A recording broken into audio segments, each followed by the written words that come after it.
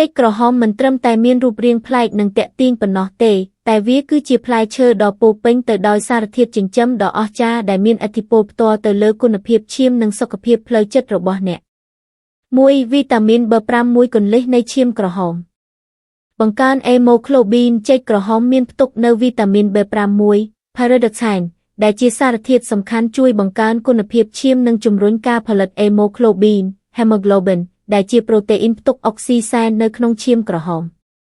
អនុហ្វាសអ្នកជំនាញប្រឆាំងភាពស្លេកស្លាំងបើយោងតាមអ្នកជំនាញអ្នកដែលមានបញ្ហាស្លេកស្លាំង Anemia គួរតែញ៉ាំចេកក្រហមពី2ទៅ3ផ្លែជារៀងរាល់ថ្ងៃដើម្បីបង្កើនចំនួនកោសិកាឈាមក្រហម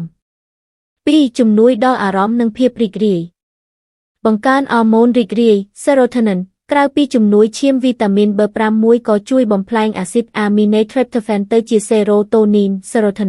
ផងដែរ Serotonin គឺជាអរម៉ូនដែលជួយលើកកម្ពស់អារម្មណ៍របស់យើងកាត់បន្ថយស្ត្រេសនិងធ្វើឲ្យយើងគេងលក់ស្រួល